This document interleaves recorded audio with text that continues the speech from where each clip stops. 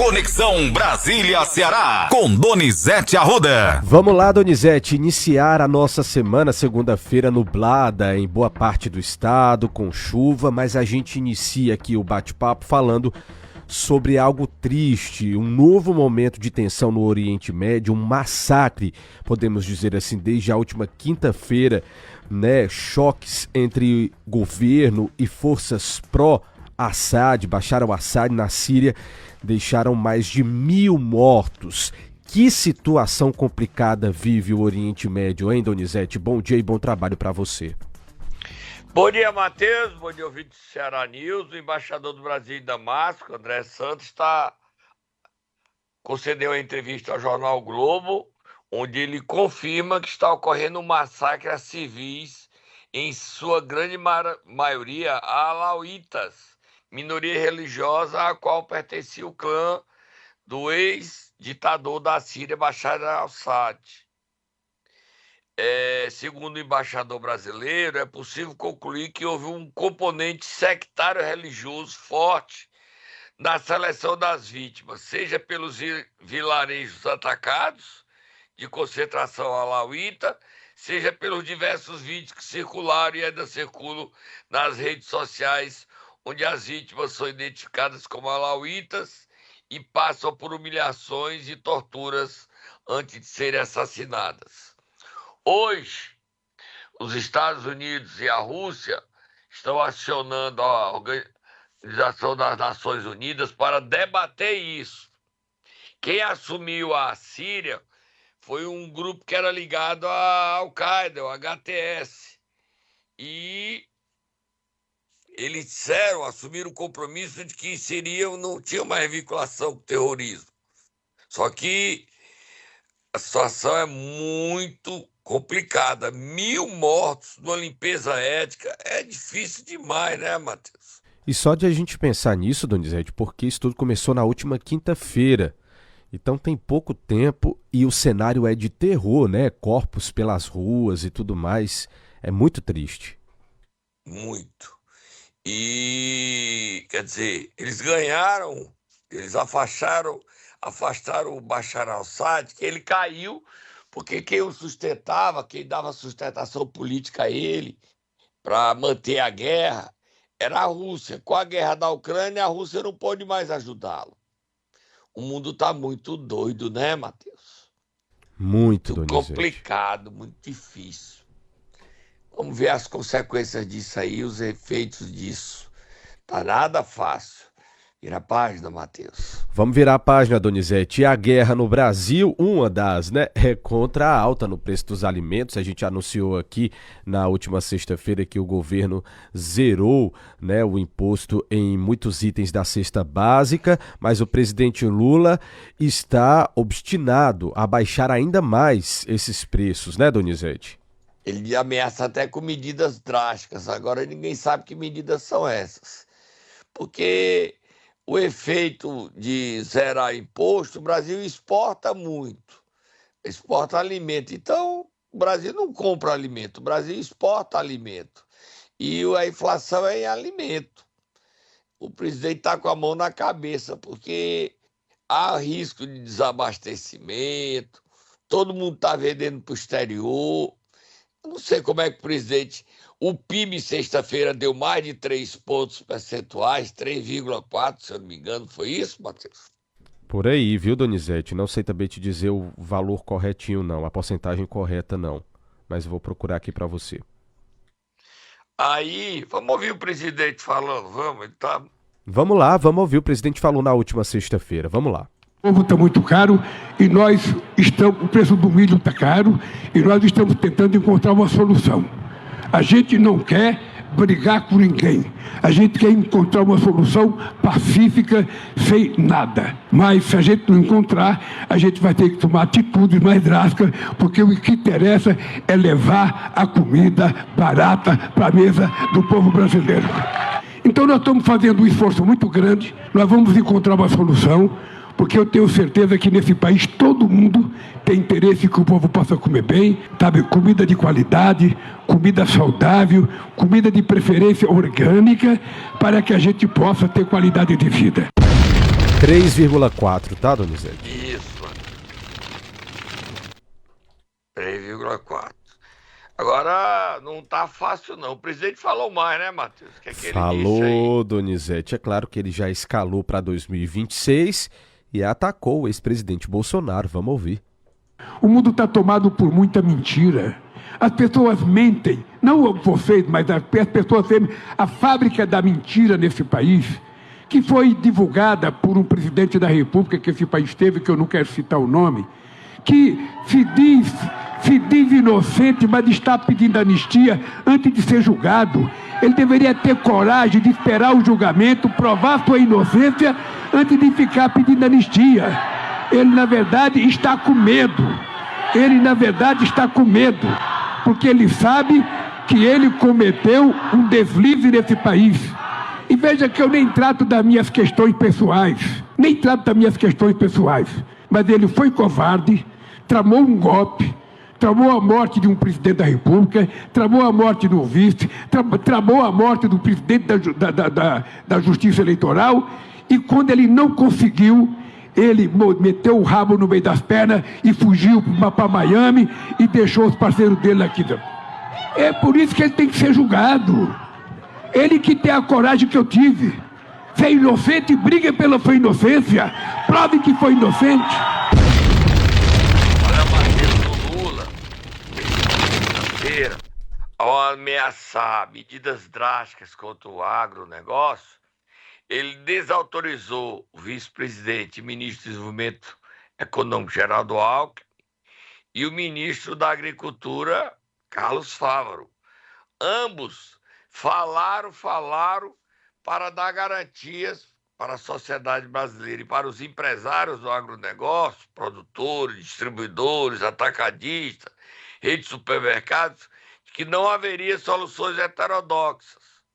Só que o presidente veio falar e jogou tudo, desautorizou o Geraldo Alckmin e Carlos Fávaro. Ficaram com cara de paisagem, cara de besta.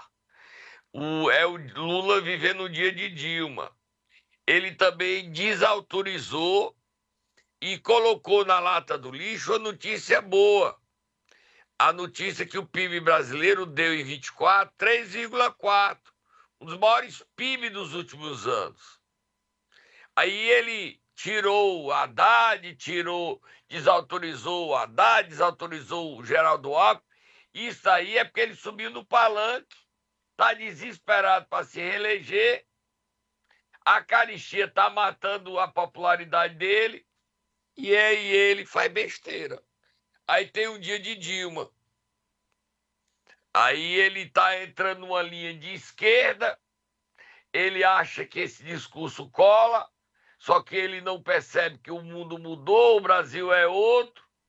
E aí, quanto mais ele acha que fala, ele resgata a popularidade, ele fala para os mesmos e se afasta da maioria do povo brasileiro, que está cansado de briga, está cansado dessa confusão dele com o Bolsonaro. Ninguém aguenta nem Lula, nem Bolsonaro. Ninguém quer mais Bolsonaro, ninguém quer saber de Lula brigando com Bolsonaro, nem Bolsonaro brigando com Lula. A gente quer qualidade de vida, alimento com preço justo, sem caristia. Mas ele falou mais, né, Matheus? O Lula, nós temos só esses dois pontos aqui, Donizete. A outra questão ligada ao Falou presidente... muito da coisa, Isso. A outra Faz questão... a situação e ele não resolve as coisas. Ele quer agora conversar com os governadores para baixar o ICMS. Aí o seu principal adversário, que é o Tarcísio de Freitas, que está rompido, não é rompido total, mas escanteou o secretário de governo dele, que era o homem forte do governo dele, Gilberto Kassab. O Tarcísio está com raiva do Kassab e escanteou ele. E os dois estão em rota de colisão. Manchete ontem nos jornais de São Paulo. E o Tarcísio disse que já fez o dever de casa, disse que não é candidato. O Bolsonaro disse que nem morto apoia ninguém. E o Tarcísio não quer brigar com o Bolsonaro. Não sei como é que vai ser, quem é que vai ser candidato. Ele quer botar o Eduardo Bolsonaro, o Flávio Bolsonaro ou a Michele Bolsonaro. Não dá, né, meu? Tem que ter alguém. Ele podia apoiar o Tarcísio, mas não quer apoiar, não. Vamos ouvir o Tarcísio falando. Zero no ICMS do arroz, zero no ICMS do feijão, zero no ICMS da farinha de mandioca, da farinha de trigo e todos industrializados, como o pãozinho, a bolacha, as massas. Zero no ICMS dos hortifrutis, as frutas, os tubérculos. Zero no ICMS dos ovos.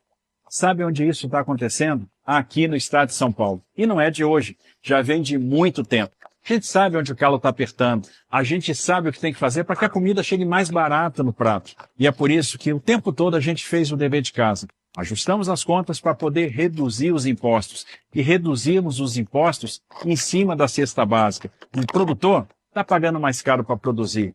O índice de preço do produtor subiu. Isso por causa do câmbio, reflexo da falta de um ajuste fiscal. Então é importante não só baixar o imposto de importação, mas fazer o dever de casa para que o consumidor não pague a conta e para que a comida fique mais barata no prato. Esse discurso, não sei não, viu, Donizete? Ele quer ser candidato, Matheus. Só que o Bolsonaro não aceita apoiar ele nem ninguém. O Bolsonaro disse que quer ser candidato, ele. Só que todo mundo está falando que o Bolsonaro se prepara para fugir para a embaixada. Ele já fugiu uma vez. Você se lembra que ele foi para a embaixada da Ucrânia? Sim. Da Ucrânia não, da Hungria. Da Hungria, exatamente. Lembro sim dessa história. Ele agora, na hora que ele perceber que vai ser condenado e preso, ele vai para a embaixada. Vai para a embaixada americana, onde o Trump é aliado dele, ou embaixada da Argentina, onde o Milei dá guarida a ele. A situação é delicada, confusa, complicada. Vamos terminar. Tem mais um assunto aí, Matheus, para gente terminar. Vamos lá. Tem sim, Donizete. Vamos para Brasília falar sobre a posse dos novos ministros, né, do governo Lula, Gleisi Hoffmann, Alexandre Padilha, que muda de pasta. Como é que tá a expectativa? Toma posse hoje, Gleisi Hoffmann traiu Guimarães, tá? Ela traiu Guimarães. A vaga da Gleisi era do Guimarães, ela o traiu. E o Guimarães perdeu o ministério. O Guimarães perdeu outra traição da Gleisi, perdeu a presidência nacional do PT interinamente. E a Gleisi ainda queria tirar ele da liderança do governo. Foi que o Lula disse, não, o Guimarães continua. Mas se prevalecer a vontade da Gleisi, ela quer botar alguém do Centrão. Ela prefere o Isnaldo Bulhões do MDB. O Isnaldo é que não aceitou, vai ser relator do orçamento. E quem toma posse hoje também é o novo ministro da Saúde, Alexandre Padilha. Gleisi e Padilha, com o Sidônio, são 3 ministros que mudaram. Essa reforma ministerial do Lula, segundo o presidente nacional do PT, termina até o dia 30 de março. É o que disse Humberto Costa. É isso mesmo, Matheus? É isso, Donizete. Ele concedeu uma entrevista ao Metrópolis. A gente separou aqui um trechinho para encerrar o bloco. Bora ouvir. O presidente Lula é que tem a melhor condição de avaliar o desempenho do seu governo, bem como a necessidade ou não de uma ampliação da sua sustentação política no Congresso Nacional. Pelo que nós estamos sentindo, ele tem hoje uma avaliação de que isso é necessário. E eu posso lhe dizer que o PT também compreende que algumas áreas precisam de alguma mudança, não é? Nós falamos durante muito tempo na área da comunicação, o presidente elaborou essa mudança agora. Nós falamos das dificuldades de articulação política com o Congresso Nacional, uma mudança aconteceu também. E certamente há outras áreas onde o presidente quer mudar. E eu acredito que o ritmo que está sendo dado a isso é um ritmo bom. Eu imagino que até meados, no mês de março, um pouquinho mais para frente, essa reforma vai estar concluída. E eu não tenho dúvida de que ela vai impactar fortemente tanto na questão da sustentação no Congresso Nacional, como na perspectiva da realização de alianças eleitorais em 2026. Então, acredito piamente que haverá, sim, uma incidência. A própria ministra Gleisi já disse que no radar dela está a criação das condições de uma ampla aliança para a eleição de 2026. É isso.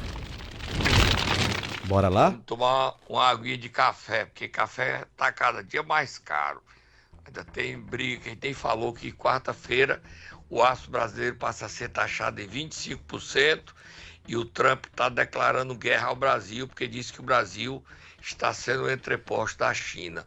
O mundo confuso. E isso aí é mais problema para o presidente Lula e para nossa caristia, para a inflação. O Trump, o aço brasileiro, onde é que nós vamos mandar? Aí a nossa balança vai cair, e aí demissão, deixa pra lá, vamos ver, vamos esperar acontecer. Café Quarta-feira começa o tarifaço de 25% contra o aço brasileiro, Matheus. Café Vamos até lá, esfriou, Donizete, com essa notícia. Momento Nero. Bora, Donizete, quem é que o Tatá vai acordar hoje? O presidente da FIEC, Ricardo Cavalcante. O homem adora puxar o saco do governador, mas não dá uma nota em defesa dos empresários de internet, os provedores, os 500 provedores que são ameaçados pelo tráfico. Nenhuma notinha, doutor Ricardo, nenhuma notinha dizendo eu estou solidário, eu estou apoiando vocês. Nenhuma notinha, doutor Ricardo. Por quê? Por que seu silêncio? O senhor não foi eleito para falar pelos empresários? Por que o senhor não apoia os empresários que estão com medo, estão sendo castigados? Já já a gente fala 2 ataques à madrugada de sábado para domingo em Calcaia. Vai, Tatá, acorda o presidente da FIEC, Ricardo Cavalcante. O homem não abre o bico para defender empresário, não. Ele é bico travado, boca travada. Vai, Tatá.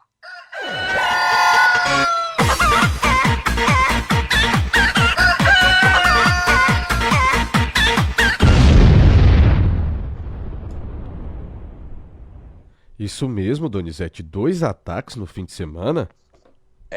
Um ataque nos sítios novos, eles destruíram a loja da empresa X Connect. E o outro ataque foi da A4. Esses ataques estão sendo promovidos. Na madrugada, após sábado, o governador declarar guerra à facção Comando Vermelho, montar uma força-tarefa para combatê-los e proteger os provedores. Vamos ouvir o governador falando duro. Ele não se intimida, não. Agora, é lamentável que o Ricardo Cavalcante não venha a público apoiar o governador. O governador não pode fazer essa guerra sozinho, não, gente. A imprensa tem que apoiar o governador, a Assembleia, o Poder Judiciário. Ele não pode ficar só, não. Os deputados federais, estaduais, a sociedade como um todo. Sozinho ele perde a guerra. Vamos ouvir o recado do governador, Matheus. Neste sábado, aqui na sede do governo, estamos em reunião com todas as nossas forças de segurança, discutindo ações contra o crime no estado do Ceará. Nos últimos dias temos acompanhado, temos feito investigações daquilo que tem ocorrido contra alguns provedores e usuários de internet no estado do Ceará. Estamos, em virtude da situação, tomando a decisão de criar um grupo especial de investigação para tomar medidas concretas e podem ter certeza que nessa investigação nós vamos prender cada um desses criminosos e vão responder na justiça pelos crimes praticados. É dessa maneira, com ação articulada, com ação firme, que nós vamos vencer o crime no estado do Ceará. E nós, dessa maneira, vamos, a partir de agora, reforçar ainda mais as ações que estão sendo realizadas de investigação e de ação da polícia e buscando cada vez mais apresentar à justiça para que esses criminosos respondam pelo crime que praticam. Portanto, um sábado de trabalho para garantir paz e tranquilidade ao povo cearense. O governador precisa ser apoiado, mano. Ontem, a mãe do chefe do Comando Vermelho, dos chefões do Comando Vermelho no Ceará, conhecido como Esquidum ou Fiel. Você viu a foto dele, Matheus? Tá no 6 e 7, você viu? Vi, sim. Tá no meu Instagram também. Você viu, Matheus? Vi tudo. Acompanhei. Ele mora no Complexo da Maré. Rio de Janeiro. Você sabia disso? No Rio de Janeiro. E aí a mãe dele, que também tinha um mandado aberto, ela foi visitar um outro filho na CCPL 4, Quando os agentes penitenciários viram que tinham mandado aberto, prenderam a mãe, chamaram a polícia e prenderam a mãe do chefe do Comando Vermelho no Ceará. Levaram ela para a cadeia. É guerra. O governador está em guerra com o Comando Vermelho. O Comando Vermelho, as pessoas... Engraçado que hoje em dia todo mundo acha que é especialista, né, Matheus? É por aí, é mais ou menos por aí. Aí, quer dizer, tem um amigo nosso, Sobral, disse, olha, não tem cobre da fibra. Meu irmão, eles não querem roubar cobre, não. Eles querem montar um provedor para eles. Eles já montaram no PECEM. No PECEM, eles montaram. No Ceará, no Rio, é o CVNet. E no PECEM é o XNet. XNet no PECEM, o Comando Vermelho montou. Aí as pessoas acham, atacam o governador, diz que há exagero da minha parte. Gente, eu estou sendo tão cuidadoso porque eu tenho receio. A vida hoje, enfrentar o Comando Vermelho não é brincadeira. Hoje o Procurador-Geral da República lançou o GAECO Nacional para combater o PCC e o CV. Lê a matéria da Folha de São Paulo, Matheus. Matéria da Folha de São Paulo de hoje, hein, Donizete? A manchete diz o seguinte: PGR mira corrupção e PCC ao montar grupo que substitui forças-tarefas. Procurador-Geral assina a criação de GAECO Nacional, que ainda não possui composição definida, mas facções e casos de grande repercussão devem ser os principais focos, Donizete. Muito importante esse trabalho. Isso, e tem a matéria do Globo sobre Bandidos S.A., para as pessoas entenderem o que é que eles querem. Montar um provedor, mais de um, tomar de assalto os provedores. Lê a manchete do Globo aí, Matheus. Manchete do Globo de hoje disse assim: Bandidos S.A., tráfico e milícia têm até IPTU e ITBI próprios para expandir negócios ilegais. Donizete, o que é isso? Entendeu que o problema não é só no Ceará, Matheus? Sem dúvidas. Agora, o governador precisa ser apoiado. Presidente da FIEC, Ricardo Cavalcante. Por que você está cobrando ele? Porque é a principal federação dos empresários, de quem tem dinheiro. Mas esse apoio tem que vir de todos os lados. O governador está lutando sozinho. Sozinho ele não ganha essa guerra. Ele precisa discutir com o ministro da Justiça, com o presidente Lula. Só que o Lula está na guerra da caristia. Só que a violência é uma guerra que está nos matando. O medo do cearense é com a violência. Já não tem comida, nem ovo no prato. Nem ovo. E ainda tem uma violência dessa, Matheus. Num dia, 2 ataques, depois do governador montar o grupo de trabalho, uma força-tarefa para enfrentar o grupo especial. Mas ele está reagindo. Ele prendeu a mãe do chefe do CV no Ceará. Aí você vê o personagem, ele é o chefão do CV no Ceará, Matheus. Ele aparece fazendo... E a ficha corrida dele, você vê a quantidade de crime, Matheus? Rapaz, eu vi só assim uma fotografia, Donizete, e fiquei impressionado, cheguei nem a ler, mas é muita coisa. Tem uns 4 crimes hediondos que ele cometeu, gente. 4. Desde adolescente, desde menino ele já frequentava o Estatuto da Criança. E eu não... Donizete, deu o nome dele. Não, Esquidum, fiel, para você ver o seguinte, eu não quero briga com ele, não. Ele é poderoso. Ele manda no Grande Pirambu. Todos os ataques do Grande Pirambu, Colônia, Barra do Ceará, a ordem dele. Calcaia, pode ser a ordem dele. Ele quer ser dono de um provedor. No PC ele já tem um, XNet. E aí, gente? E aí? Tira a página, Matheus. Bora virar a página, Donizete. Tome um suquinho de maracujá, que esse assunto é pesado e deixa a gente nervoso, viu? Bora pro camarote, chamar aqui o camarote. Me bote do camarote. Vamos lá. Pão, pão, pão, pão, pão de queijo, pão, pão, pão, pão, pão de queijo. Agora vamos falar de política, Só pra, Donizete. antes de ir pro camarote, dizer que tem provedor falando que vai pagar pedágio R$20 por cada cliente. Se isso acontecer, é o fim do mundo. Eles vão perder as empresas deles. Se pagarem, morrem. Mas tem provedor. E até agora os grandes, Giga Mais e BrisaNet, não vieram a público. Soltar nota, lançar campanhas, pedir apoio. Os pequenininhos estão debaixo de peia. Mas o Giga Mais, a Vivo, a Oi, que hoje não é mais Oi, tem uma notícia no Globo que ela foi vendida para o BTG, BTG que é dono da Oi, uma das maiores de fibra ótica. Ela precisa, essa história precisa ter uma solução, Matheus. É isso. Vira a página, Matheus. Vamos lá. Vamos virar a página, Donizete. Agora vamos falar de política, porque tem muita mudança acontecendo com a questão das federações. E o que é que você me conta? Só para antes de falar de federação, a fibra ótica da BTG tem um nome esquisito, é NIL, tá? Certo. Ela era Oi, agora é NIL. Aí falando sobre federações, notícias, solta Moab, fogo do Muturo, Moab. O PSDB não fará mais federação com a cidadania e sim com o Podemos.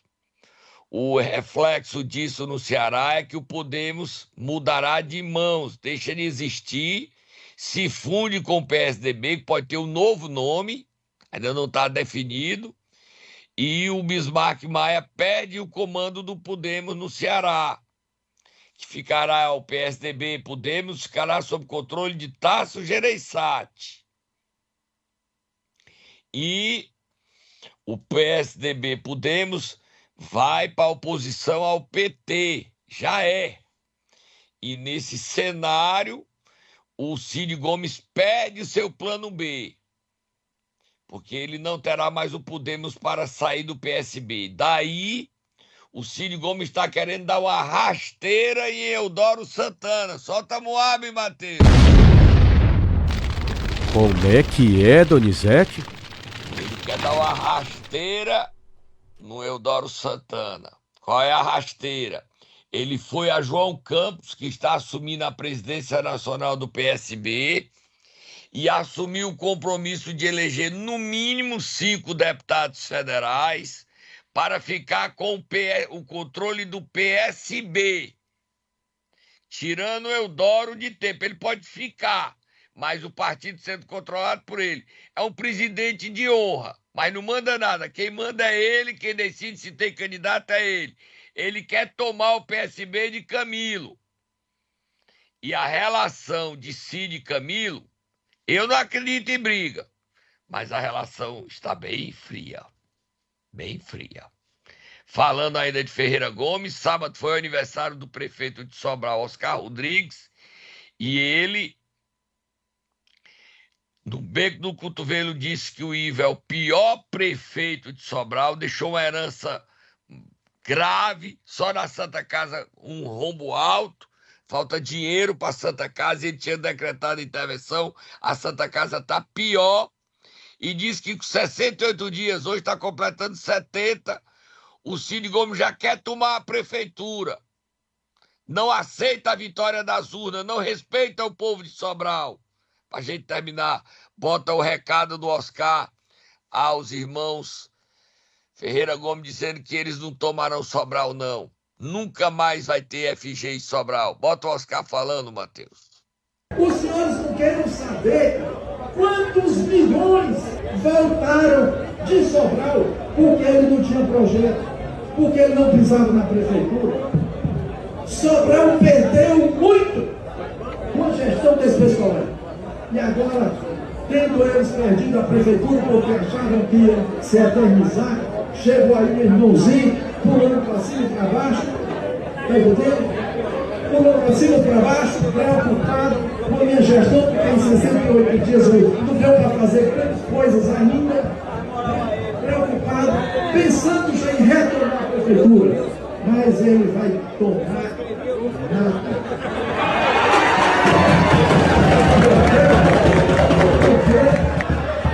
Porque o povo deixou de ser besta. Até os bestas que votaram nele estão arrependidos. Vamos lá, Donizete, terminou o nosso tempo. Não pode ser que o Guimarães está triste com a Gleisi e está pensando se é candidato ou não ao Senado em 2026. Esse assunto merece mais atenção depois, tá, Matheus? Abraço, a gente volta amanhã. Combinado, Donizete.